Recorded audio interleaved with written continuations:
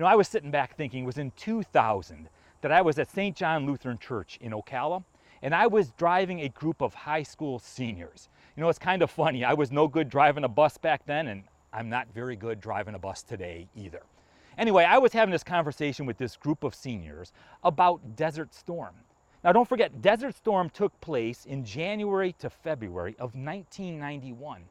This is only 9 years later. And I'm talking to these high school seniors, and they were completely and totally oblivious. They had no idea in the world what I was talking about. I remember the buildup of troops. I remember the number of body bags that were sent over, all in preparation of this horrific war that was about to take place. A couple years ago, Suzanne and I were in Germany, and we had the privilege of visiting Dachau concentration camp. And did you know that students, elementary school and high school students, are required to go to these concentration camps in order to tour them so that they never forget what took place? Another thing, remember that term, never forget? It was a mantra of our country, right? It was September 11th, 2001, where our country was attacked. And the mantra that we had was never forget. That event was riveting to our nation, both emotionally and spiritually. But I wonder today, if we were to talk to younger children, younger students, if they know anything about 9/11. See, it's amazing to me, only 21 years later, and how quickly we forget. I've heard this old saying, do not forget the blessings of yesterday when facing the challenges of today.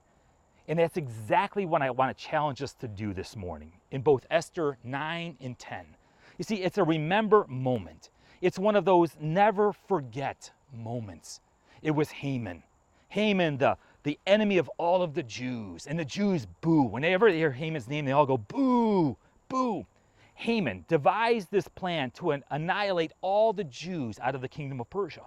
Now at this point, Persia stretched all the way from India all the way to Africa. It was the known world. It was the largest of kingdoms, and Xerxes the king was the most powerful man on earth. Haman sends out this edict throughout the entire kingdom to annihilate the Jews. And then at the very last minute, a second edict was given by Mordecai and Esther not to do it. They gave the permission to the Jews to not only defend themselves, but they went on the attack. It was in Esther chapter 9, beginning at verse 1. On the 13th day of the 12th month, the month of Adar, the edict commanded by the king was to be carried out. All the Jews were supposed to be annihilated on that day. On this day, the enemies of the Jews had hoped to overpower them. But now the tables were turned, and the Jews got the upper hand over those who hated them. You read a little bit further in 9, verse 16. They, the Jews, killed 75,000 of them, but did not lay their hands on the plunder.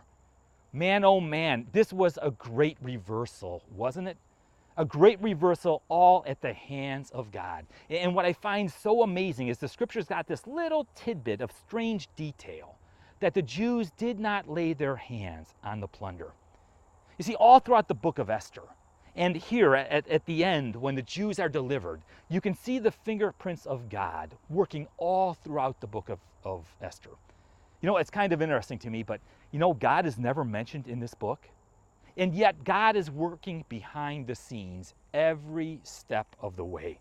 There was no mighty display of divine power like the 10 plagues at the Exodus or the division of the Red Sea.